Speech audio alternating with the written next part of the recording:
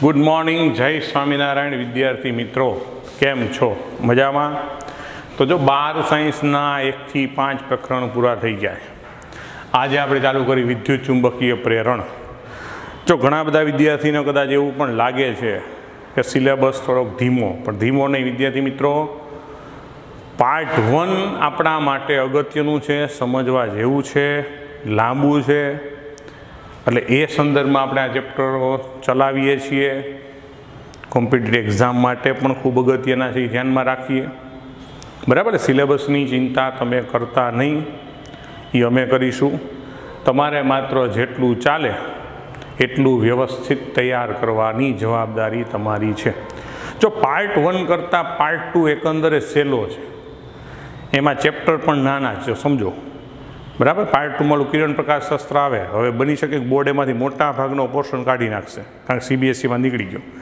તો અત્યારે જો આપણે એવા પ્રકરણ લઈ અને બધું ભણીએ ને પછી નીકળી જવાનું હોય તો એનો કોઈ અર્થ નથી. એટલા માટે જે વસ્તુ નક્કી જ છે કે આમાંથી બહુ ઓછું નીકળવાનું, એને આપણે પહેલાં પ્રાધાન્ય આપીએ. ક્લિયર થાય? જોકે જે કાંઈ નીકળશે એ પણ ભણવું તો પડશે, કારણ કે GNETમાં કાઢી નાખશે એવી કોઈ જાહેરાત નથી થઈ. જે બોર્ડ કાઢશે 30 કે 35% કોર્સ, એ બોર્ડમાં ન પૂછવો એવી જાહેરાત થઈ છે. એટલે ભણવો તો પડશે જ, બરાબર. પણ આપણે અમુક વિદ્યાર્થી એવા હોય કે જેનું બોર્ડ અને ગુજકેટ ઉપર ફોકસ હોય, તેને લાભ થાય એટલા માટેની વાત છે. ઓકે, એનીવે સિલેબસ વ્યવસ્થિત થઈ જશે, એની કોઈ ચિંતા કરવામાં. બરાબર, જરૂર પડે ત્યાં આપણે ડેલી લેક્ચર પણ આપશું, પણ જેટલું તમારી કીધે થઈ શકે એ પ્રમાણે આપણે આગળ વધીએ. વિદ્યુત ચુંબકીય પ્રેરણ ચેપ્ટર નંબર 6. તો આની પ્રસ્તાવના થોડુંક સમજો વિદ્યાર્થી મિત્રો, કે 19મી સદી પહેલાં વિદ્યુત અને ચુંબકત્વ વિશેનું જ્ઞાન બધાને હતું. આપણે ક્યાં ચેપ્ટર ભણ્યા કે ચુંબકત્વ તો માનવ જીવનની ઉત્ક્રાંતિ થઈ એ પહેલાં અસ્તિત્વમાં હતું. ટૂંકમાં વિદ્યુત અને ચુંબકત્વ વિશે લોકોમાં જ્ઞાન હતું જ, બધા જ લોકોને એનું નોલેજ હતું, વૈજ્ઞાનિકોને નોલેજ હતું. પણ એને અલગ અલગ બ્રાન્ચ તરીકે વિકસાવવામાં આવી. પણ ત્યાર પછી આપણને ખબર છે 19મી સદીની શરૂઆતમાં એમ્પિયર ઓર્સ્ટેડ, જે આપણે ઓલરેડી ચેપ્ટર નંબર 4માં ભણી ગયા આપણે, કે ભાઈ વિદ્યુત પ્રવાહ જ્યારે પસાર થાય ત્યાં આસપાસ ચુંબક્ષેત્ર ઉત્પન્ન થાય છે. મતલબ પ્રવાહધારિત તારની બાજુમાં તમે કોઈ હોકાયંત્ર કે મેગ્નેટિક સોય રાખો, તેમાં કોણાવર્તન જોવા મળે. તો એ વસ્તુ એવું સૂચન કરે છે કે વિદ્યુત પ્રવાહ દ્વારા ચુંબકીય ક્ષેત્ર ઉત્પન્ન કરી શકાય. ઇન શોર્ટ, કે વિદ્યુતનો ઉપયોગ કરીને ચુંબક્ષેત્ર ઉત્પન્ન થાય. તો વૈજ્ઞાનિકોના મગજમાં પ્રશ્ન એ છે કે હું એનાથી ઉલટું પણ શક્ય છે કે ભાઈ ચુંબકીય ક્ષેત્રનો ઉપયોગ કરીને વિદ્યુત ઉત્પન્ન કરી શકાય? તો એનો જવાબ હવે છે હા. એટલે એ સમયમાં, બરાબર, એ સમયમાં માઇકલ ફેરાડે અને જોઝેફ હેનરી, બરાબર, માઇકલ ફેરાડે યુકેમાંથી ને USA, એટલે ઇંગ્લેન્ડ અને USA, અમેરિકામાંથી જોઝેફ હેનરી અને માઇકલ ફેરાડેએ પ્રેક્ટિકલી ઘણા બધા પ્રયોગો કરી અને એવું સાબિત કર્યું કે ભાઈ ચુંબકીય ક્ષેત્રો દ્વારા પણ વિદ્યુત ઉત્પન્ન કરી શકાય છે. તો ચુંબકીય ક્ષેત્ર દ્વારા વિદ્યુત ઉત્પન્ન થવાની જે ઘટના છે એને આ ચેપ્ટરનું નામ એટલે કે વિદ્યુત ચુંબકીય પ્રેરણ કહે. એટલે કે વિદ્યુત ચુંબકીય પ્રેરણ, ઇલેક્ટ્રોમેગ્નેટિક ડાયનેક્શન. બરાબર. તો ઇલેક્ટ્રોમેગ્નેટિક ડાયનેક્શન, ઇન્ડક્શન એટલે શું? તો ઇલેક્ટ્રોમેગ્નેટિક ઇન્ડક્શન એટલે કે ભાઈ ચુંબકીય ક્ષેત્રમાંથી વિદ્યુત ઉત્પન્ન કરવાની પ્રક્રિયા. તો એના માટે ઘણા બધા પ્રયોગ થયા. માઇકલ ફેરાડે પણ ઘણા બધા પ્રયોગ કર્યા, જોઝેફ હેનરી પણ ઘણા બધા પ્રયોગ કર્યા. અને એના આ પ્રયોગોના પરિણામ સ્વરૂપ જ વિદ્યાર્થી મિત્રો અત્યારે આપણે આધુનિક જીવનમાં જે જનરેટર છે, ટ્રાન્સફોર્મર છે, મતલબ વિદ્યુતને ઉપયોગ માટેના 2 પ્રમુખ આધાર સ્તંભો, એના માટે જવાબદાર આ લોકોનું સંશોધન છે. એટલે ઘણા બધા પ્રયોગ કર્યા, એમાંથી 3 પ્રયોગની ચર્ચા આપણે અહીંયા કરીએ છીએ. એનો પહેલો પ્રયોગ જે છે, બરાબર, એ આવો છે. તો તમને એમાં આકૃતિ બતાવી છે કે પહેલો પ્રયોગ એવો છે કે આ કોઈ વાહક ગૂંચળું છે. હવે જો વાહક ગૂંચળું સમજ, એની વાહક પડ હોય, મતલબ આમ ગૂંચળું હોય, એની સાથે ગેલોમીટર જોડ્યું, કારણ કે ગેલોમીટર આપણે ખબર છે એવું સંવેદનશીલ સાધન છે કે જે વિદ્યુત પ્રવાહની હાજરી ચકાસી શકે છે. મતલબ માઇક્રો એમ્પિયરથી પણ નાનો, એનો પણ કદાચ 100મો ભાગ હોય તો પણ આ હાજરી ચકાસી શકાય છે. તો આ એક ગૂંચળું લીધું, એટલે વાહક તાર, પણ એની પર અવાહક પડ, મતલબ કે ઉપરથી આ બીજાના સંપર્કમાં ન હોય. પ્રવાહ જ્યારે કમ્પલસરી આમ ફરીને જ આમ આવી, અહીંથી સીધો બીજા ગૂંચળામાં ન જઈ શકે. એની પાસે કોઈ વિદ્યુતીય સંપર્ક નથી. એટલે અવાહક પડ ચડાવી, વાહક તાર ઉપર અવાહક પડ ચડાવી આ ગૂંચળું બનાવેલું હોય, એની સાથે ગેલોમીટર જોયું. એની નજીકમાં એને ચુંબક લીધો. ચુંબકનો એન છેડો ગૂંચળા તરફ રાખી અને આમ ગતિ કરાવી તો ચુંબકીય ક્ષેત્ર રેખાઓ આની સાથે સંકળાયેલી હોય અને આમ ગતિ કરાવી તેણે જોયું કે આમાં વિદ્યુત પ્રવાહ ઉત્પન્ન થાય છે. એટલે ગેલોમીટર આવર્તન બતાવે છે. હવે જો વિદ્યાર્થી મિત્રો ગેલોમીટરમાં તમે હજી પ્રેક્ટિકલ કર્યા ન હોય એટલે જોયું ન એટલે શું ગેલોમીટરમાં આવી રીતના હોય, વચ્ચે 0 હોય, પછી આ બાજુ 10, 20, 30 એમ અંક ટૂંકમાં કાપા આ બાજુ હોય અને આ બાજુ હોય 10, 20 અને 30. પ્રેક્ટિકલ કરશો કિલોમીટર લખતા ઘણા પ્રેક્ટિકલ ખ્યાલ આવશે, પણ આમ હોય ટૂંકમાં. એટલે આમ દર્શક એક હોય એટલે આમ ફરતું હોય. તો હવે સમજો અત્યારે જ્યારે કોઈ પ્રવાહ ન જતો હોય ને ત્યાં દર્શક ક્યાં હોય? 0 ઉપર હોય. હવે પ્રવાહ આવેલી આ બાજુ જઈને આ બાજુ એટલે પ્રવાહની દિશા પણ આમાં નક્કી કરી શકાય. તો આ પ્રયોગમાં શું છે કે ભાઈ એન ધ્રુવ ગૂંચળા તરફ રાખી અને જ્યારે ગૂંચળા તરફ ગતિ કરવામાં આવે છે ત્યારે આ સોય એ કોઈ એક તરફ કોણાવર્તન બતાવે. બરાબર, આ જે કોણાવર્તન સોય હોય દર્શક, એ દર્શક વિનામાં આ બાજુ કોણાવર્તન બતાવે. હવે જો એન છેડો આ બાજુ જ રાખીને પણ ચુંબકને હું આ બાજુ ગતિ કરું તો કોણાવર્તન બીજી બાજુ બતાવે, વિરુદ્ધ બાજુ એટલે કોણાવર્તન આ બાજુ થઈ જાય. ખાસ સમજો. હવે એની જગ્યાએ હું જો એસ છેડાને આ તરફ રાખી અને આમ ગતિ કરાવું તો જે ઘટના એન વખતે મળતી હતી એનાથી ઉલટી, મતલબ સમજો મેં એન વખતે રાખ્યું આમ લઈ આવ્યો આ બાજુ હતું, દૂર લઈ જાઉં છું તો આ બાજુ થઈ જાય. એની સામે એસને આમ લઈ આવું તો પહેલાં આ બાજુ મળે અને પછી એસને દૂર લઈ જાવ ને આ બાજુ થઈ જાય. સમજાય? નંબર 2 કે આને લઈ આવવાની જો ઝડપ વધારવામાં આવે તો માની લો કોણાવર્તન 20 છે એની જગ્યાએ 30 ઉપર થઈ જાય. નંબર 2 સમજો, એનની જગ્યાએ હું એસને કરું તો દિશાઓ બદલાઈ જાય છે.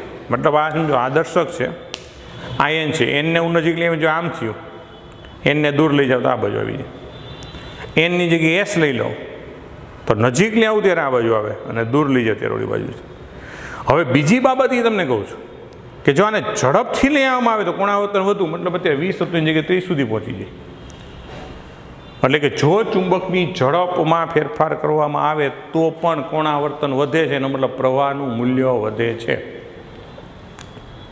તો અહીંયા જે પ્રવાહ ઉત્પન્ન થાય છે એને પ્રેરિત પ્રવાહ કહેવાય. અને આપણને ખ્યાલ છે કે પ્રવાહ કોઈ ઈએમએફ વગર ઉત્પન્ન થાય નહીં, તો એને કારણે ગૂંચળાના 2 છેડા વચ્ચે કંઈક જાતનું ઈએમએફ પ્રોડ્યુસ થતું હશે જેને પ્રેરિત ઈએમએફ કહેવાય. અને આખી ઘટનાને કહેવાય વિદ્યુત ચુંબકીય પ્રેરણ. અને સમજો તમે જ્યારે ચુંબકને ગતિ કરાવો ત્યારે ગૂંચળાના 2 છેડા વચ્ચે જે ઈએમએફ ઉત્પન્ન થાય એને પ્રેરિત ઈએમએફ કહેવાય. એને કારણે ગૂંચળામાં જે પ્રવાહ પસાર થાય એને પ્રેરિત પ્રવાહ કહેવાય. આ આખી ઘટનાને વિદ્યુત ચુંબકીય પ્રેરણ કહેવાય. બરાબર છે? કિલોમીટરમાં 0 થી 30 આ બાજુ 30 આ બાજુ કાપા હોય, એનને નજીક લઈ આવો તો જે બાજુ કોણાવર્તન જાય એનાથી વિરુદ્ધ એનને ગૂંચળા તરફ જ રાખીને દૂર લઈ જાઓ તો કોણાવર્તન બીજી બાજુ થઈ જાય. એનની જગ્યાએ એસ નજીકને દૂર લઈ જાય તો કોણાવર્તનની દિશા ઓના કરતાં વિરુદ્ધ, મતલબ એનને નજીક લઈ જતા ત્યારે આ બાજુ હતું, દૂર લઈ જાય ત્યારે આ બાજુ આવતું હતું. એની જગ્યાએ એસને નજીક લઈ જાઓ ત્યારે આ બાજુ મળે અને દૂર લઈ જાઓ ત્યારે આ બાજુ મળે. નંબર 2, જો ચુંબકની ગતિ વધારવામાં જે વ્યક્તિ તમે લઈ જાય કે વેગમાં વધારો કરવામાં આવે, ઝડપથી લઈ જવામાં આવે તો કોણાવર્તન વધી પણ શકે છે, એટલે પ્રવાહનું મૂલ્ય વધારી શકાય છે એવું પણ સૂચન થાય છે. રેડી? હવે ફેરાડેના બીજા પ્રયોગમાં નહીં જોયું કે અહીંયા કે માત્ર એમ કે ચુંબક જ હોવો જરૂરી નથી. તો એનો જે બીજો પ્રયોગ હતો એ પ્રયોગમાં એને અહીંયા એક બીજું ગૂંચળું લીધું. બરાબર? હવે આને આપણે C1 કીધી, આને શું કીધી? C2. એની સાથે બેટરી જોડી એટલે સ્વાભાવિક અહીંયા પ્રવાહ ચાલુ થયો. બરાબર?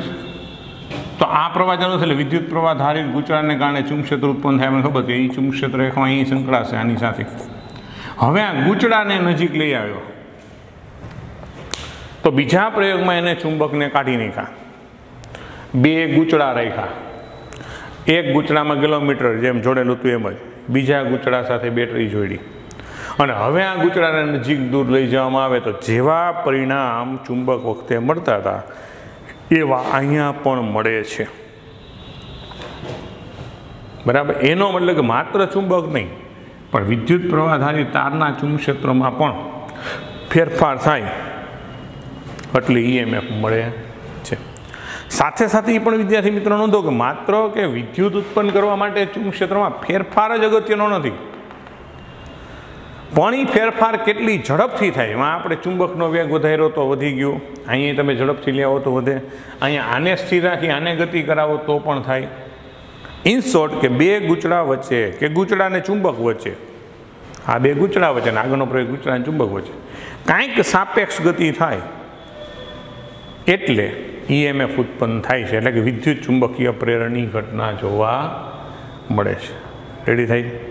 હવે બીજું એ પણ એને જોયું કે જો અહીંયા નરમ લોખંડનો નળાકાર મૂકી દો વચ્ચે C2માં, તો આવા ખબર નરમ લોખંડનો નળાકાર મૂકો ચુંબકક્ષેત્ર પ્રબળ બને, આગળના ચેપ્ટર ભણ્યા મુજબ, તો એને કારણે ચુંબકીય ક્ષેત્ર વધે તો પ્રવાહ વધારે વધે.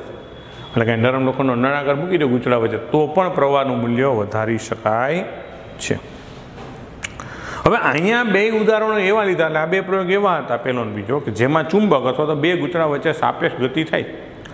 ત્રીજા પ્રયોગમાં એવું કર્યું કે સાપેક્ષ ગતિ હંમેશા આવશ્યક નથી, અને એવું નોંધ્યું કે આ બીજું ગૂંચળું લીધું, એની સાથે બેટરી જોડેલી અને એની સાથે આ કળ છે. હવે આ કળમાં એવું જોવા મળ્યું કે કળને ટેપ કરે, મતલબ બંધ કરે. સમજો કે પ્રારંભમાં એમાં પ્રવાહ નથી, કળ ખુલ્લી છે, પ્રવાહ છે નહીં. હવે ફેરાડે એવું જોયું કે કળને જેવો બંધ કરે ત્યારે કિલોમીટર છે એ આવર્તન બતાવે છે. મને ધરો કે આ બાજુ બધે પણ આવર્તન ક્ષણિક કેમ, માની લો આમ કળ બંધ કરે ને, બંધ કરી આ કળને બંધ કરી, બંધ કરી ત્યારે શું થયું? જો અહીંયા ખાસ જોજો કે બરાબર કળ બંધ કરી ત્યારે આવું જોયું કે આમ થઈને આમ થઈ ગયું. સમજો શું કહ્યું? 0 ઉપર જ હતું, બંધ કરી ત્યારે આમ થઈને આમ થઈ ગયું. કારણ શું કે બંધ કરી ત્યારે આવું જોવા મળ્યું, પછી પાછી એને પાછી ઓપન કરી ત્યારે આ બાજુથી નામ થઈ ગયું. બંધ કરી ત્યારે આ બાજુથી નામ થયું, ઓપન કરી ત્યારે આ બાજુથી નામ થઈ ગયું. મતલબ સમજો કે ત્યારે હવે ગૂંચળાની કોઈ ગતિ નથી, પણ જ્યારે ખુલ્લી હતી ત્યારે કોઈ ચુંબકક્ષેત્ર હતું જ નહીં. વિચાર કરો. હવે બંધ કરી એ ભેગું જે ચુંબકક્ષેત્રનું નિર્માણ થયું. એનો મતલબ પહેલાં ચુંબકક્ષેત્ર શું હતું? શૂન્ય. એમાંથી કંઈક થયું, પછી તો કળે ચાલુ હોય તો બેટરી છે, અચળ પ્રવાહ જો, એટલે અચળ ચુંબકક્ષેત્રમાં કોઈ ફેરફાર થતો નથી. ફેરફાર બંધ થઈ ગયો એટલે અહીંયા કોઈ પ્રવાહ નથી આવતો. તમે જ્યારે ચાલુ કરી એ સમયે 0માંથી B થયું એટલે કિલોમીટર આમ પ્રવાહ બતાવ્યો, પછી તો B ને B અચળ એટલે પાછો શૂન્ય થઈ ગયો. પછી તમે જ્યારે પાછી ઓપન કરી ત્યારે બીમાંથી પાછું શું થયું? અહીંથી ચુંબકક્ષેત્ર ગાયબ થયું ને, બીમાંથી શૂન્ય થયું ને આવર્તન ક્યાં આવ્યું? વિરુદ્ધ દિશામાં. એટલે એનો મતલબ કે ફેરાડેનો નિષ્કર્ષ શું આવ્યો કે માત્ર ચુંબકક્ષેત્ર હોવું જરૂરી નથી. માની લો અમે ચાલુ કર્યું ત્યારે આ કોણાવર્તન બતાવ્યું, પછી કોણાવર્તન સ્થિર રહ્યું હોત તો આપણે કહેત ભાઈ ચુંબકક્ષેત્રની હાજરીને કારણે પ્રવાહ ઉત્પન્ન થાય. પણ પાછું 0 થઈ ગયું, કારણ કે શું થયું? તમે જ્યારે ઓપન હતી ત્યારે ચુંબકક્ષેત્ર શૂન્ય હતું, તમે કીને ચાલુ કરી એટલે ચુંબકક્ષેત્ર કંઈક નિર્માણ થયું. પછી તો કી ચાલુ છે એ દરમિયાનમાં તો ચુંબકક્ષેત્ર અચળ જ છે, પ્રવાહ અચળ છે, ચુંબકક્ષેત્ર અચળ, ચુંબકક્ષેત્રમાં ફેરફાર થવાનો બંધ થઈ ગયો એટલે કિલોમીટર 0 ને 0 થઈ ગયું. પાછું તો પાછું બંધ કર્યું ત્યારે કંઈક હતું એમાંથી શૂન્ય થયું. તો જે ફેરફાર છે એની દિશા બદલાણી ને. તમે જ્યારે ચાલુ કર્યું ત્યારે 0માંથી B થયું અને બંધ કર્યું ત્યારે બીમાંથી 0 થયું, એટલે દરેક વખતે પ્રવાહની દિશા અલગ અલગ એટલે વિરુદ્ધ દિશામાં છે. માટે આવર્તન અલગ અલગ દિશામાં દર્શાવે છે. તો આ બધાનો નિષ્કર્ષ એટલો થયો કે ભાઈ ગૂંચળા સાથે કે કોઈ ઘટના પદાર્થ કોઈ ગૂંચળા સાથે સંકળાયેલું વિદ્યુત ફ્લક્સ કે ચુંબકીય ક્ષેત્ર અગત્યનું નથી. ચુંબકીય ક્ષેત્રમાં ફેરફાર થવો એ અગત્યનો છે, એવો નિષ્કર્ષ નીકળે. તો આ 3 પ્રયોગના આધારે પછી ફેરાડે નિયમ આપ્યો એ આપણે જોશું. પહેલાં પણ પ્રયોગોનું વર્ણન ખાલી તમે વાંચી લેજો. ઓકે. ત્યાર પછી વિદ્યાર્થી મિત્રોનો જે મુદ્દો છે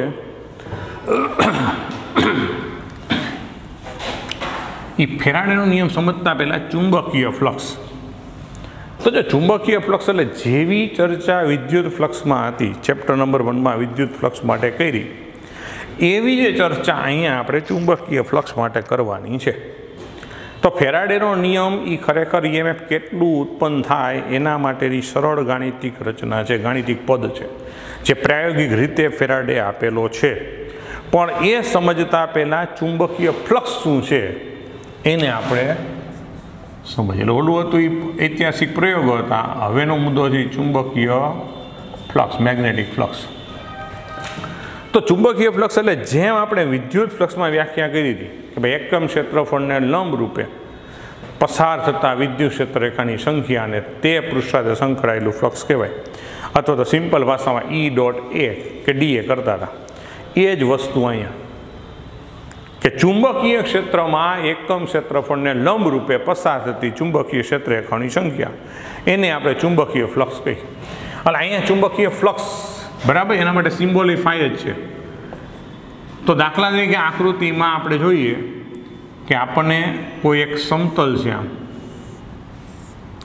તો સમતલનો ક્ષેત્રફળ સદિશ એ આમ હોય ને માની લો એમાં ચુંબકીય ક્ષેત્ર આમ પસાર થાય, તો આ બી છે, તો અહીંયા ખૂણો જો થીટા હોય અને સમગ્ર વિસ્તારમાં ચુંબકીય ક્ષેત્ર સમાન હોય તો ચુંબકીય ફ્લક્સ સિમ્પલી આમ BA cos થીટા વડે રજૂ કરી શકાય, અથવા તો આને આપણે B.A કહીએ, જે ઓલરેડી આપણે ભણી ગયા છે E.Aની જેમ.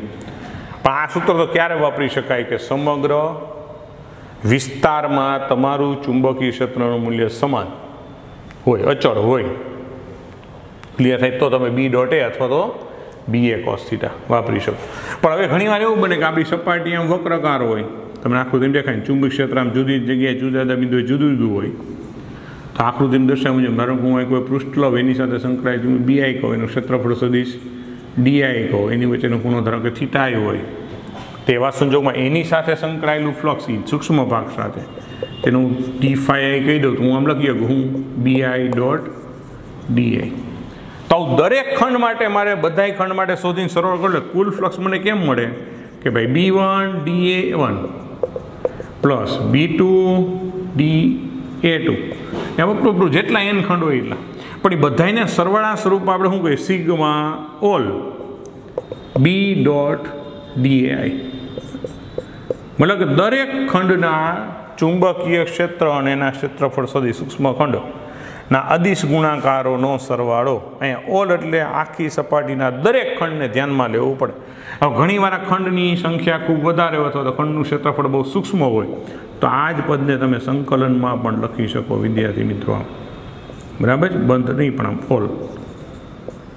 તો આ આપણા ચુંબકીય ફ્લક્સ માટે ટૂંકમાં વાં હતું E.DA ક્લિયર થાય એવું જાય. સંકલનમાં B.DA લખી શકો, ખાલી B.DA લખી શકો અચળ હોય તો, અથવા ખંડોની સંખ્યા ગણી શકાય એમ હોય તો સિગ્મા ઓલ B.DA.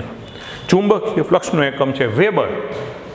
SI પદ્ધતિ મુજબ શું થાય એનો વેબર એકમ લેવામાં આવે છે, અથવા તો સૂત્ર ઉપરથી તો બીનું શું હોય ટેસ્લા, અને એ એટલે ક્ષેત્રફળ તો મીટર સ્ક્વેર, એટલે ટેસ્લા ઇન્ટુ મીટર સ્ક્વેર લખી શકાય, વેબર એ લખી શકાય. આનું પારિમાણિક સૂત્ર શું તો એ આપણે આગળ દાખલાઓ જો ઓલરેડી તમે ભણી જ ગયા છે કે પ્રવાહધારિત તાર ઉપર લાગતું બળ કેટલું હોય ILB, તો એમાં તમે બીને મેળવો તો શું થાય F/I. તમને ચુંબક ક્ષેત્રનું પારિમાણિક સૂત્ર ખબર ન હોય તો આ સૂત્રનો ઉપયોગ કરી લેવાનો. આનું પારિમાણિક સૂત્ર બળનું શું હોય M1L1T-2, આ થયું A1, આ એટલે L1, તો સાદુરૂપ શું થાય M1L0T-2A-1. તો આ ચુંબકીય ક્ષેત્રનું થયું ઇન્ટુ મીટર સ્ક્વેર એટલે L2 એટલે A2 થઈ જાય. એટલે ચુંબકીય ફ્લક્સનું પારિમાણિક સૂત્ર કે સમજો, ચુંબકીય ફ્લક્સનું પારિમાણિક સૂત્ર કે શું થશે M1L2T-2 અને A-1, બરાબર. આ થશે ચુંબકીય ફ્લક્સનું પારિમાણિક સમીકરણ. એકમ થશે વેબર અથવા તો tesla meter square. Ready? Okay. તો ત્યાર પછી છે એ છે ફેરાડેનો નિયમ, જે ખૂબ અગત્યનો નિયમ છે.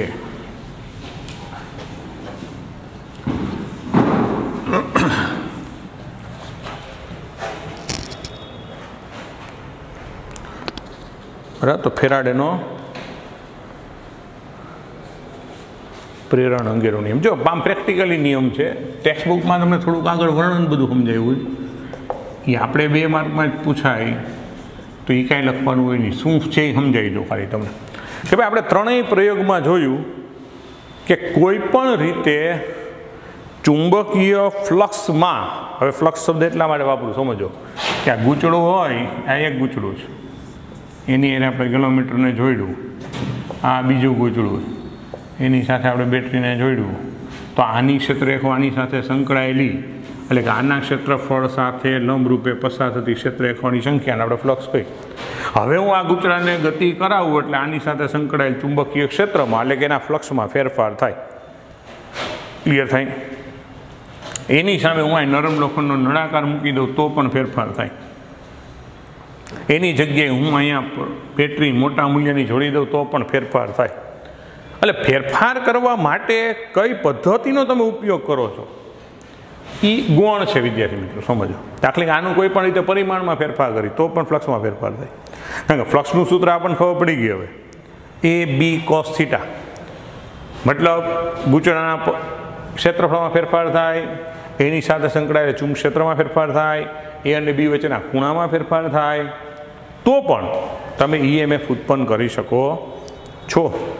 એટલે કોઈ પણ રીતે ફ્લક્સમાં ફેરફાર થાય તો EMF ઉત્પન્ન થાય છે. તો એના આધારે ફેરાડે પ્રેરિત EMF માટેનો નિયમ એવો આપ્યો છે, બરાબર, કે શું કે ભાઈ ગૂંચળામાં પ્રેરિત EMF તે ગૂંચળા પ્રેરિત EMFનું મૂલ્ય, એમ લખશું, પ્રેરિત EMF મૂલ્ય તે ગૂંચળા સાથે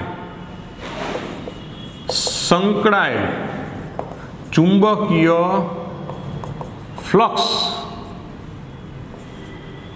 ના ફેરફારના દર બરાબર હોય છે. એટલે માત્ર ચુંબકીય ફ્લક્સનો ફેરફાર નહીં પણ ફેરફારનો દર, એટલે ફેરફારનો દર આપણને ખબર સમયની સાપેક્ષ કેટલો ફેરફાર થાય. ક્લિયર થાય? ફેરફારનો દર એટલે સમય, કારણ કે આપણે કીધું ગૂંચળાને ઝડપથી લેવામાં આવે, બરાબર, ચુંબકને ઝડપથી લેવામાં આવે તો પણ EMF એટલે કે પ્રવાહ વધતો હતો.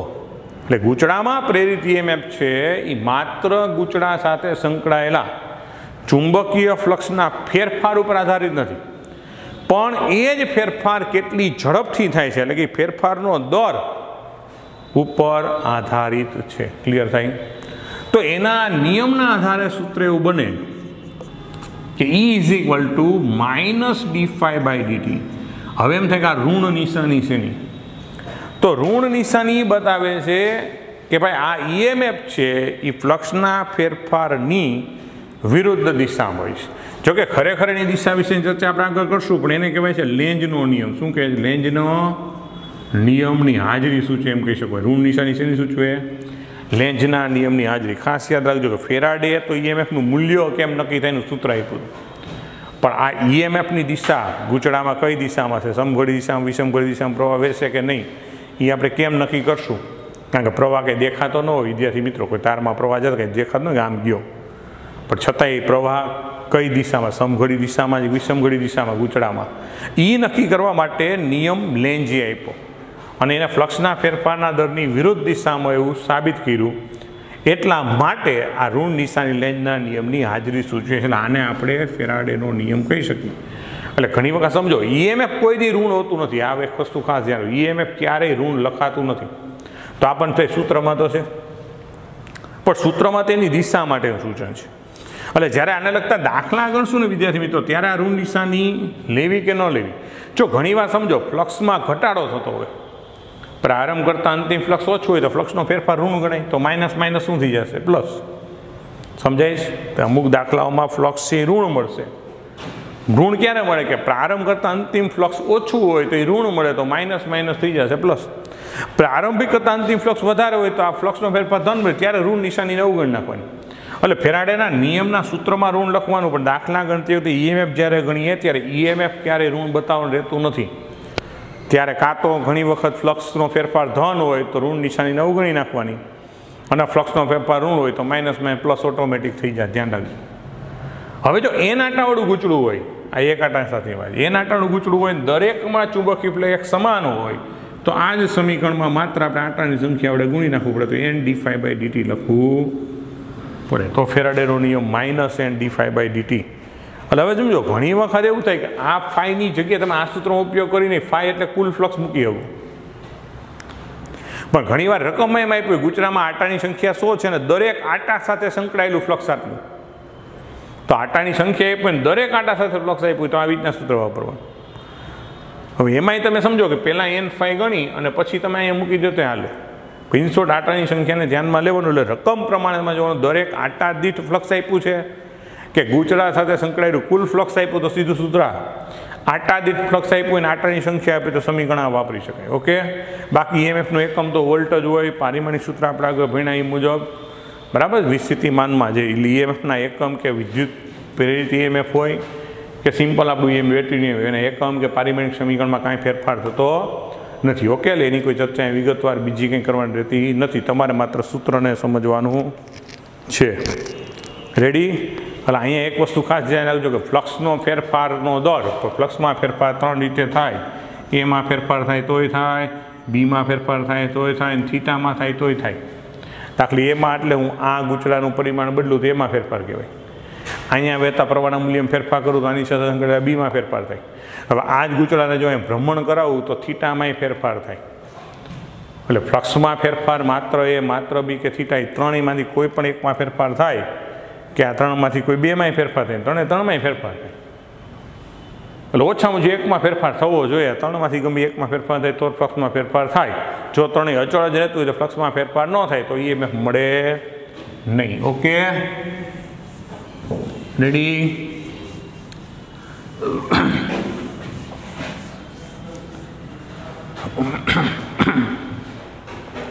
જો ત્યાર પછી એક ઉદાહરણનો દાખલો છે. ઉદાહરણ 6.1. પ્રયોગ 6.2 ધ્યાનમાં લ્યો. એટલે એક ગૂંચળું ને આમ બીજું ગૂંચળું, બીજી આકૃતિ આગળ. ગેલોમીટરમાં મોટું કોણાવર્તન મેળવવા માટે તમે શું કરશો? એ તમને થિયરી ભણાવી ત્યારે હું બોલ્યો તો જો યાદ હોય તો અહીંયા આપણે પછી ચર્ચા કરશું. ગેલોમીટરની ગેરહાજરીમાં તમે પ્રેરિત વિદ્યુત પ્રવાહની હાજરી કેવી રીતે દર્શાવશો? બરાબર છે?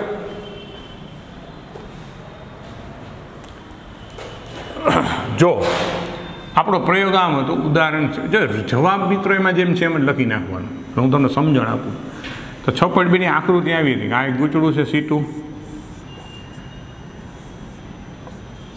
આ એક ગૂંચળું છે C1. હવે આની સાથે આમ ચુંબકીય ક્ષેત્ર સંકળાય, એમાં ફેરફાર થાય એટલે EMF ઉત્પન્ન થાય.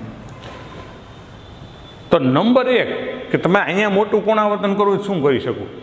કે નંબર 1 હું અહીં નરમ લોખંડનો નળાકાર મૂકી દઉં એટલે ઓટોમેટિક B વધશે. નંબર 2 હું અહીં મોટા વોલ્ટેજવાળી બેટરીનો પ્રવાહ વધે એને કારણે ચુંબકક્ષેત્ર વધે. અને નંબર 3 આ ગૂંચળાનું પરિમાણમાં ફેરફાર કરો. આ ગૂંચળાનું ક્ષેત્રફળ 8 છે, ગૂંચળાને મોટું બનાવી નાખો તો એમાં ફેરફાર થાય. ક્લિયર થાય? તો આ 3 રીતે હું નરમ લોખંડ મૂકી, મોટા મૂલ્યની બેટરી જોડી અને આ ગૂંચળાનું આડછેદનું ક્ષેત્રફળ એટલે એનું પરિમાણ વધારીને, તો 3 રીતે હું ફેરફાર કરી શકું છું. હવે બીજો જવાબ છે કે આપણે ગેલોમીટર ન હોય તો શું હોય? ગેલોમીટર ન હોય તો નાના વોલ્ટેજવાળો કોઈ બલ્બ જોડી દો એટલે પ્રવાહ પસાર થશે તો બલ્બ પ્રકાશિત થશે. બરાબર? આપણી પાસે ગેલોમીટર નથી, સૂક્ષ્મ વોલ્ટેજ. આ પછી 100 વોલ્ટનો બલ્બ ન મૂકી દેવાય, કારણ કે પ્રેરિત હંમેશા માઇક્રો વોલ્ટના ક્રમનું જ હોય. ક્લિયર થાય? એટલે નાનો એવો ટોર્ચનો નાનો સેલ હોય એટલે બલ્બ હોય, સોરી, એ તમે મૂકી દો તો એ થોડો ઘણો પ્રકાશિત થાય એટલે આપણે વિદ્યુત પણ હાજરી ચકાસી શકીએ. ત્યાં 100 વોલ્ટનો બલ્બ મૂકી દો તો કોઈ ચાલુ જ ન થાય તો કે પ્રેરિત એમાં ઉત્પન્ન નથી થતું, એટલે એવું કહેવાનું નહીં. ટૂંકમાં ગેલોમીટર નથી તો ગેલોમીટરની જગ્યાએ નાના વોલ્ટેજવાળો બલ્બ જોડી અને પ્રયોગ કરવામાં આવે તો પ્રવાહની હાજરીને કારણે પ્રકાશિત થશે એવું આપણે કહી શકીએ. રેડી? તો હવે ઉદાહરણ 6.2. 10 સેન્ટીમીટર બાજુવાળી અને 0.5 ઓહમ અવરોધ ધરાવતી એક ચોરસ લૂપ પૂર્વ પશ્ચિમ સમતલમાં ઊભી રાખવામાં આવે છે. 0.10 ટેસ્લાનું એક સમાન ચુંબકીય ક્ષેત્ર સમતલ પર ઉત્તર પૂર્વ દિશામાં લાગુ પાડેલ છે. આ ચુંબકીય ક્ષેત્ર 0.7 સેકન્ડમાં અચળ દરે ઘટીને શૂન્ય કરવામાં આવે છે. આ સમય અંતરાલ દરમિયાન પ્રેરિત EMF અને વિદ્યુત પ્રવાહના માન શોધો એવું તમને કીધું. તો જો વિદ્યાર્થી મિત્રો, ઉદાહરણ 6.2 પહેલાં મૂલ્ય આપ્યું. સમજો કે ચોરસની બાજુની લંબાઈ આપી 10 સેન્ટીમીટર એટલે 0.1 મીટર. એનો અવરોધ આપી દીધો જ તમને 0.5 ઓહમ.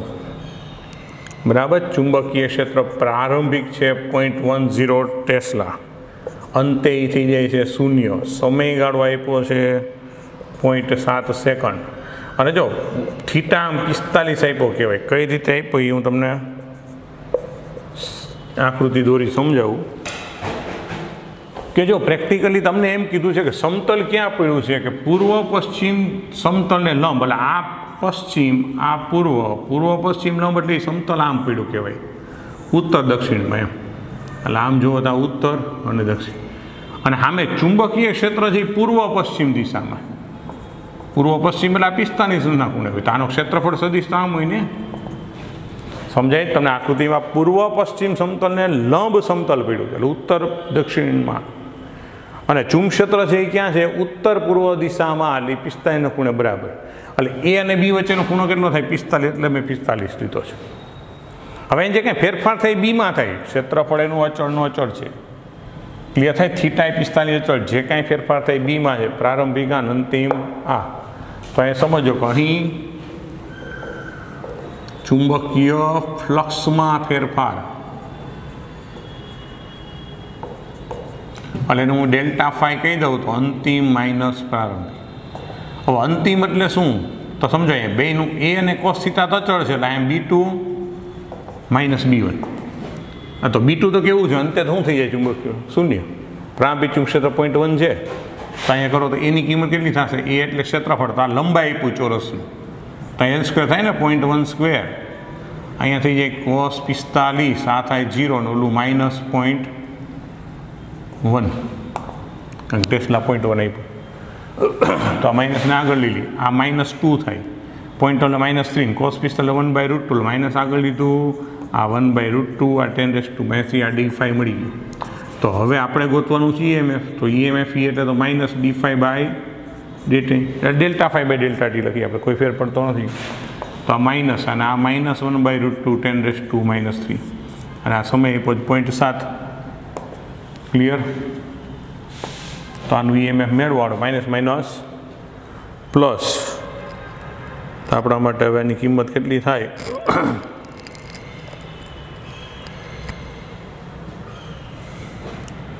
તો 1/√2 એટલે 1.414 ભાગ્યા 0.7, અને જવાબ આવે છે 1.0 સમથિંગ.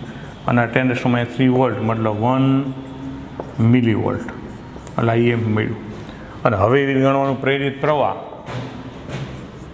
તો પ્રેરિત પ્રવાહ I બરાબર શું હોય? કે EMF અપોન અવરોધ. તો 1/2, પણ આ કેટલું છે? -3, અને ઓલો 2 ઓહમ છે ને અવરોધ, કેટલો છે? 0.5 ઓહમ, સોરી. તો આ 0.5 1/2 છેદનો છેદ 2 × 10⁻³ એમ્પિયર, અથવા તો 2 મિલી એમ્પિયર. EMF તમને મળ્યું 1 મિલીવોલ્ટ, અને પ્રવાહ મળશે 2 મિલી એમ્પિયર. ઓકે, જવાબ આવે છે ને, ડી. હવે સમજો એક નીચે એક નોંધ છે, લીટી લખી, તમે સમજો કે આપણે જ્યારે વાત કરીએ આ ચુંબકીય ક્ષેત્રમાં લાગુ પડે છે, પણ એ જ સમયે પૃથ્વીનું ચુંબકીય ક્ષેત્ર પણ અહીં હાજર હોય, પણ એને આપણે ધ્યાનમાં લીધેલું નથી. તેનું કારણ કે ચુંબકીય ક્ષેત્ર જે પૃથ્વીનું હશે એમાં કંઈ સમય સાથે ફેરફાર થતો નથી. બરાબર છે? ગૂંચળું સ્થિર જ છે, ગૂંચળું ભ્રમણમાં નથી. એટલે પૃથ્વીના ચુંબકીય ક્ષેત્ર સાથે એને કારણે ફ્લક્સ સંકળાશે, પણ ફ્લક્સમાં કોઈ ફેરફાર નહીં થાય, એને કારણે કોઈ EMF પ્રેરિત થવાની વાત આવતી નથી. એટલે એને ધ્યાનમાં લીધેલું નથી. ઓકે, તો હવે ત્યારબાદ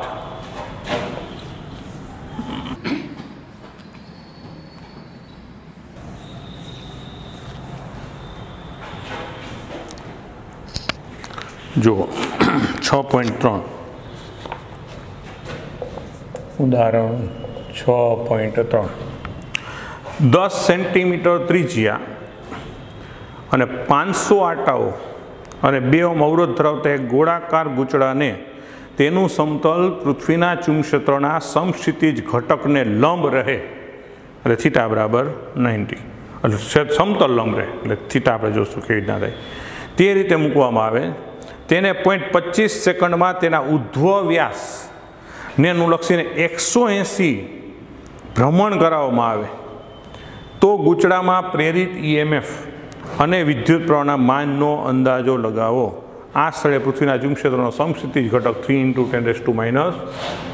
10⁵ ટેસ્લા છે. તો જો પહેલાં તમને આમ જો ત્રિજ્યા આપી 10 સેન્ટીમીટર એટલે 0.1 મીટર, આટાની સંખ્યા આપી 500, અવરોધ આપ્યો 2 ઓહમ, પૃથ્વીનું સમક્ષિતિજ ચુંબક્ષેત્ર BH કહી દઉં તે આપ્યો 3 × 10⁻5 ટેસ્લા. સમયગાળાનો ફેરફાર જે આપ્યો છે ડેલ્ટા ટી કેટલું છે 0.25 સેકન્ડ. θ1 એ સમજો કે તમે સમક્ષિતિજને આ સમક્ષિતિજ ચુંબક્ષેત્ર હોય તો ગૂંચળું છે એનું સમતલ સમક્ષિતિજને લંબ છે એટલે એનું ક્ષેત્રફળ સદિશ તો આમ જ થયો ને, એટલે એનો મતલબ કે પ્રારંભમાં થીટા શું થશે 0 અને પછી ઉધ્વ વ્યાસને અનુલક્ષીને 180નું ભ્રમણ આપી દો એટલે એ આ બાજુ આવી જાય એટલે θ2 શું થશે 180. ક્લિયર થાય છે? તો આપણે EMF અને પ્રવાહ ગોતવાનો છે. રેડી? તો અહીંયા સમજો કે અહીં આપણે સીધી કિંમત આ મૂકી તો પ્રેરિત EMF એમાં કિંમત એમાં જ મૂકતા જશું એટલે -ΔΦ∆t. હવે જે ભ્રમણ કરવાની પ્રક્રિયા છે એમાં સમજો n આટાવાળું સોરી એટલે અહીં n મૂકશું તો -n આ ડેલ્ટા આ ΔT ફ્લક્સ બરાબર શું લખાય AB cos θ લખાય. હવે આ ભ્રમણ દરમિયાન સમજો આટાની સંખ્યામાં કે બીમાં અહીંયા જે કંઈ ઘણા બધા ગૂંચળા હશે આમ તો આટાની સંખ્યા કે ચુંબક્ષેત્રમાં ફેરફાર કેમાં થાય થીટા એટલે AB અચળ ગણાય એટલે ફેરફારની બહાર એટલે એને AB આમ લખી શકું એટલે અહીંયા ખાલી શું આવશે delta × cos θ.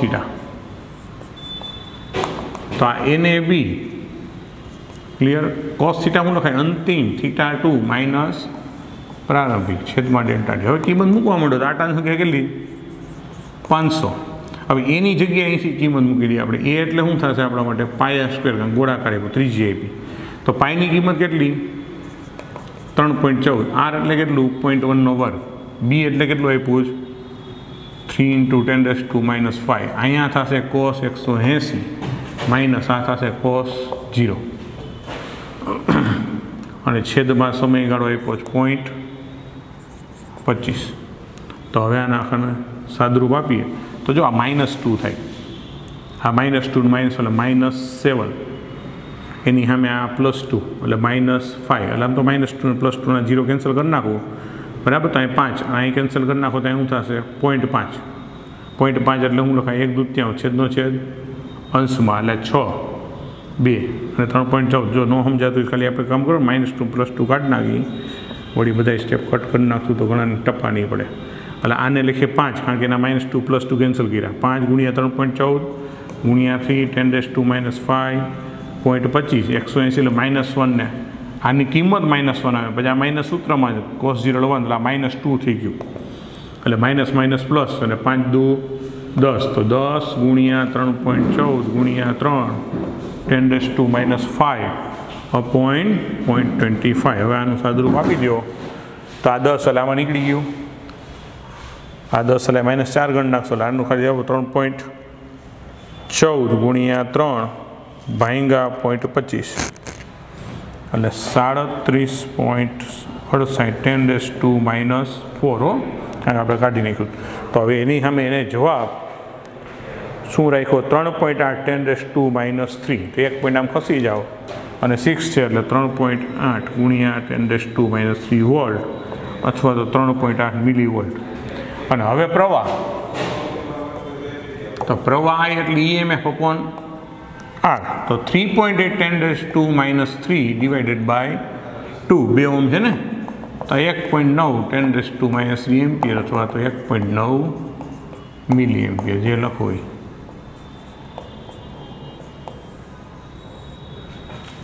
Ready? Okay, clear?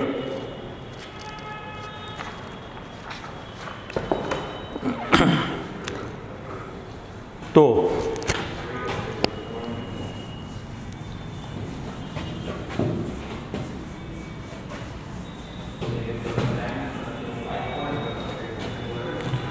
ત્યાર પછીનો જે હવે મુદ્દો છે એ છે લેન્ઝનો નિયમ. વિદ્યાર્થી મિત્રો, હવે લેન્ઝનો નિયમ એટલે હમણાં ફેરાડેનો નિયમ જ્યારે મેં તમને સમજાવ્યો ત્યારે ઋણ નિશાનીમાં મેં લખ્યું છે, બરાબર.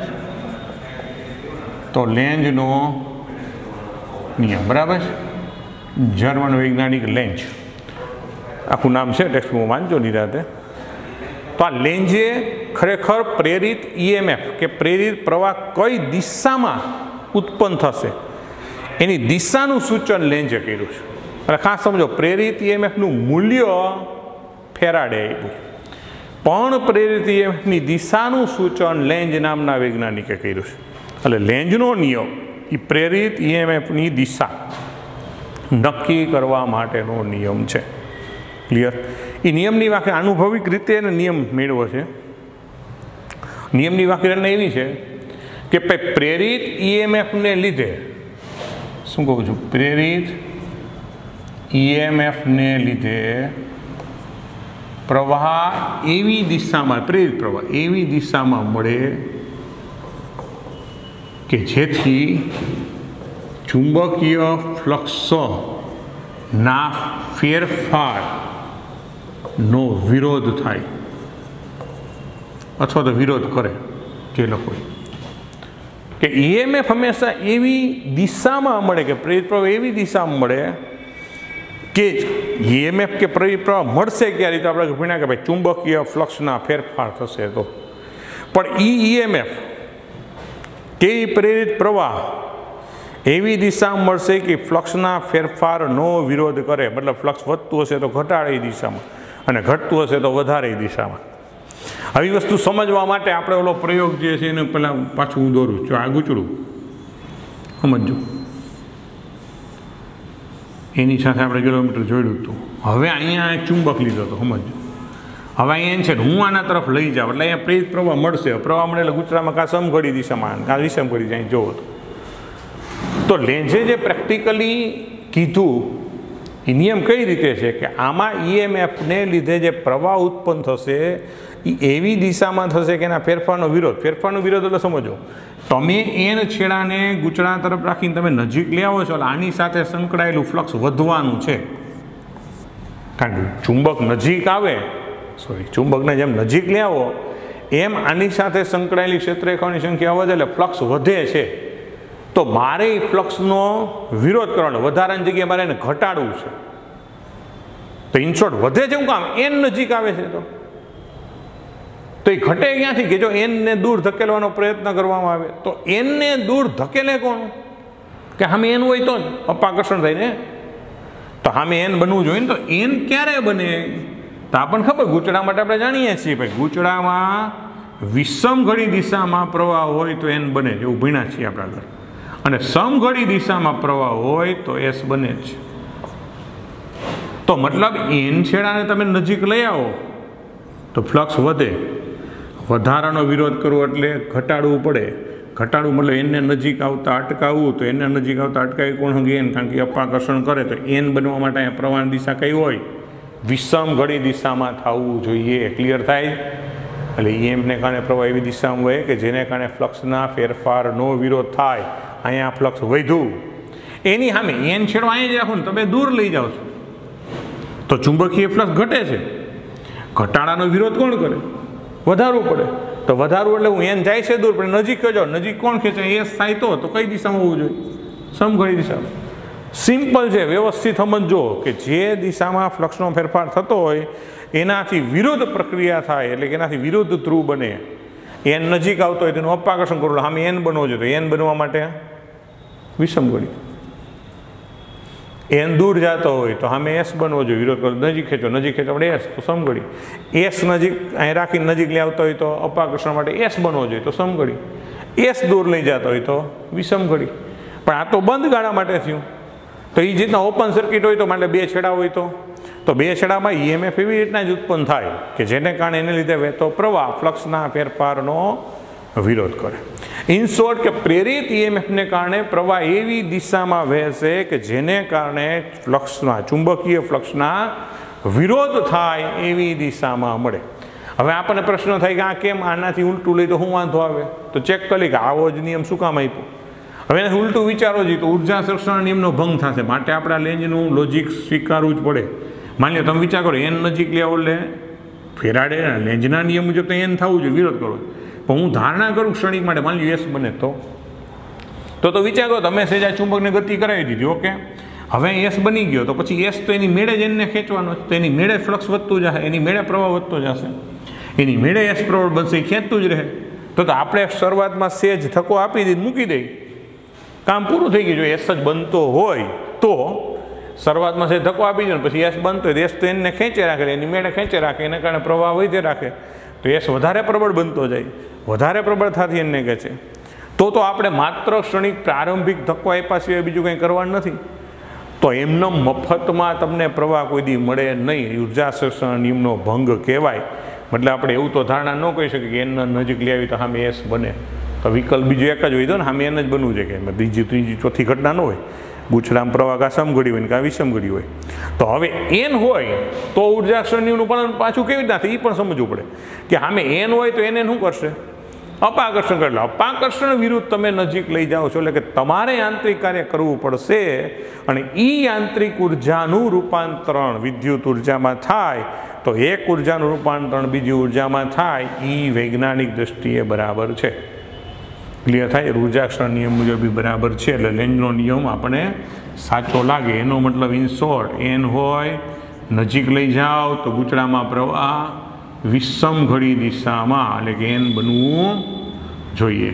અને એન છેડો જ હોય જો દૂર લઈ જાઓ તો સમઘડી દિશામાં, સમઘડીમાં જવું જોઈએ.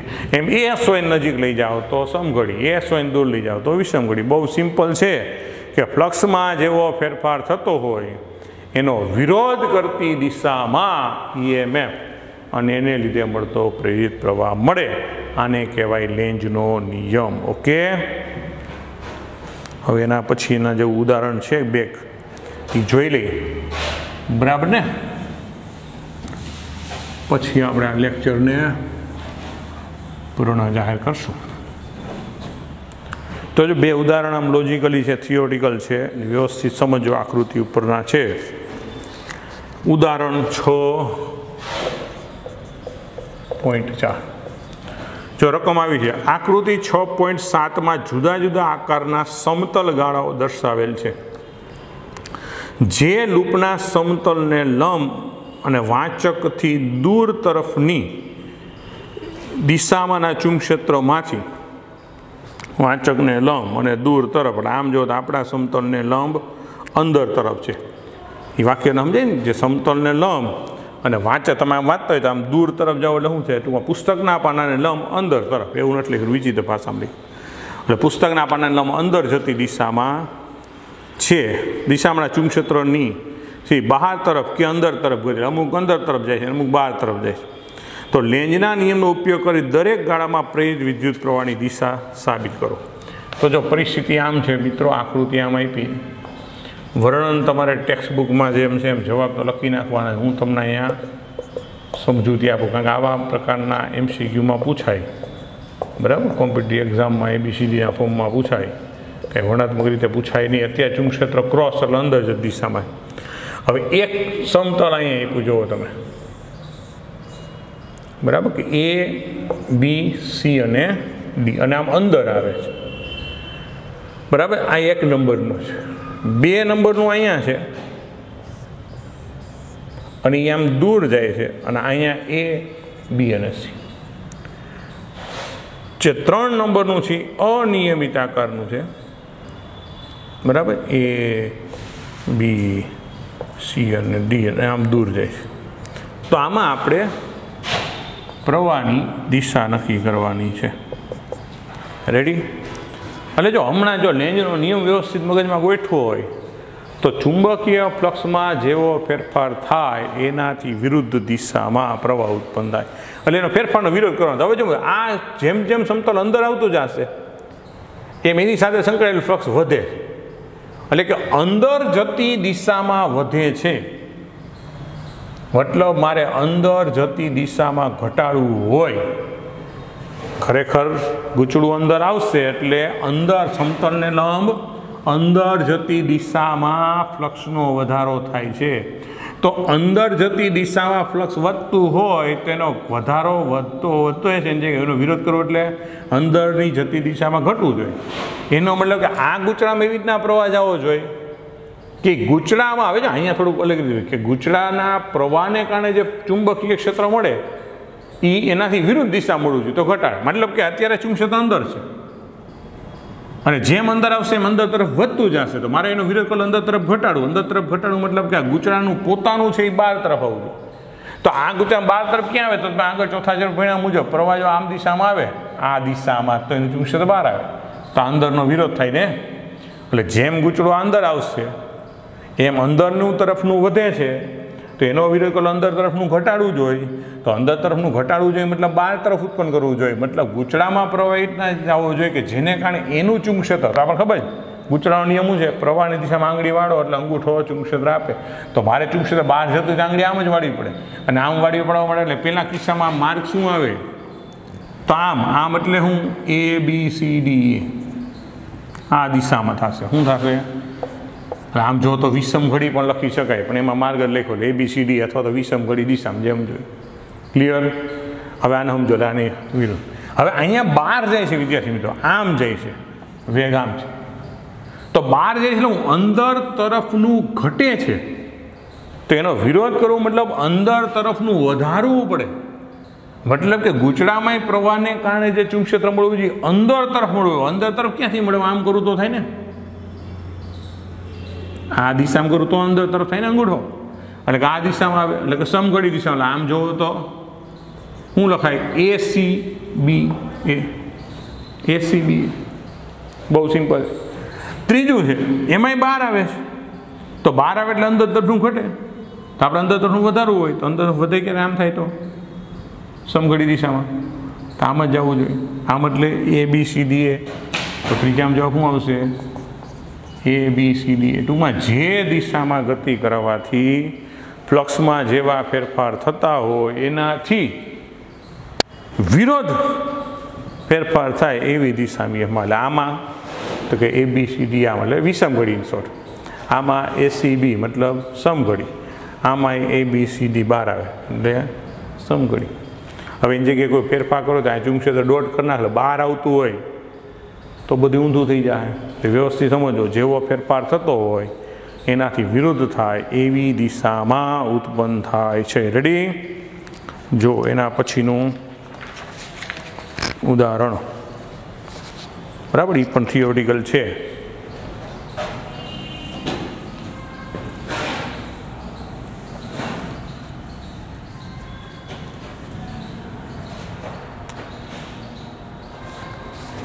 તો જુઓ ઉદાહરણ 6.5 જડિત રાખેલ બે કાયમી ચુંબકના ઉત્તર અને દક્ષિણ ધ્રુવો વચ્ચેના ચુંબકીય ક્ષેત્રમાં બંધ ગાળાને સ્થિર રાખેલ છે. બરાબર આમ બે જડિત છે ચુંબકનો માની લો આમ ઉત્તર દક્ષિણ એની વચ્ચે કોઈ ગાળો પણ સ્થિર. આપણે ખૂબ જ શક્તિશાળી ચુંબકનો ઉપયોગ કરીને આ ગાળામાં વિદ્યુત પ્રવાહ ઉત્પન્ન કરવા આશા રાખીએ. મતલબ કે આની જગ્યાએ હું બીજો મોટો શક્તિશાળી ચુંબક મૂકી દઉં તો આમાં EMF ઉત્પન્ન થાય તો જવાબ છે ના. કારણ ગૂંચળું સ્થિર છે તમે ખાલી ચુંબકને શક્તિશાળી ચુંબક બનાવો તો એને કારણે એની સાથે સંકળાયેલા ફ્લક્સમાં સમય સાથે ફેરફાર થતો નથી. EMF ઉત્પન્ન થવા માટે સમય સાથે ચુંબકીય ક્ષેત્રમાં ફેરફાર થવો જોઈએ. બરાબર તમે સમજો અહીંયા શક્તિશાળી ચુંબક પહેલાં આ છે તો એને લક્ષી ચુંબક ક્ષેત્ર જે કંઈ સ્થિર હશે. હું આને કાઢીને શક્તિશાળી મૂક્યા તો એનું ફ્લક્સ પણ એ કંઈ એને મને ફેરફાર નથી થયો ને. આખી પરિસ્થિતિ તો સ્થાયી છે કોઈ પ્રકારની ગતિ નથી કોઈ પ્રકારના ચુંબકીય ફ્લક્સમાં ફેરફાર નથી સમય સાથે એટલે EMF ઉત્પન્ન થાય નહીં. કારણ કે EMF ઉત્પન્ન થવા માટે સમય સાથે ફ્લક્સમાં ફેરફાર થવો જોઈએ. અને આપણો જવાબ વર્ણનાત્મક ખાલી એટલો સિમ્પલ કે અહીંયા ગૂંચળું સ્થિર છે બરાબર શક્તિશાળી ચુંબકો ઉત્પન્ન થવાને કારણે સમય સાથે ફ્લક્સમાં ફેરફાર થતો નથી માટે પ્રેરિત પ્રવાહ મળશે નહીં. એક બંધગાળો એક મોટા કેપેસિટરની તકતીઓ વચ્ચે અચળ વિદ્યુત ક્ષેત્રોને લંબ ગતિ કરે.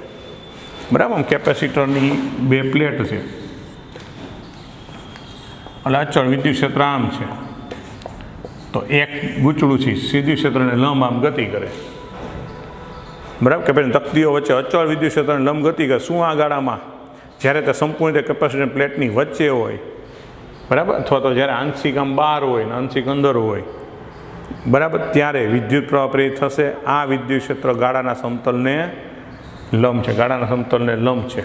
બરાબર, પછી એમ કીધું છે આ વિદ્યુત ક્ષેત્ર ગાળાના સમતલને લંબ છે,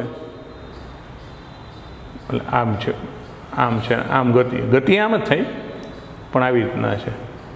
બરાબર, એ આમ લંબ ગતિ કરે, પણ વિદ્યુત ક્ષેત્ર ગાળાને લંબ છે.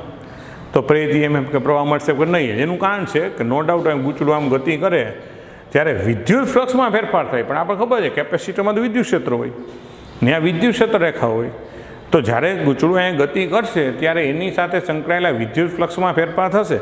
પણ વિદ્યુત ફ્લક્સનો ફેરફાર કોઈ EMF ઉત્પન્ન ન કરે. EMF ઉત્પન્ન કરવા માટે ચુંબકીય ફ્લક્સનો ફેરફાર જરૂરી છે. એટલે આપણો શું થાય? ના, કારણ લખવાનું, કારણ કે અહીં વિદ્યુત ફ્લક્સનો ફેરફાર થશે. વિદ્યુત ફ્લક્સનો ફેરફાર ચુંબકક્ષેત્ર એટલે વિદ્યુત પ્રવાહ ઉત્પન્ન કરી શકતો નથી.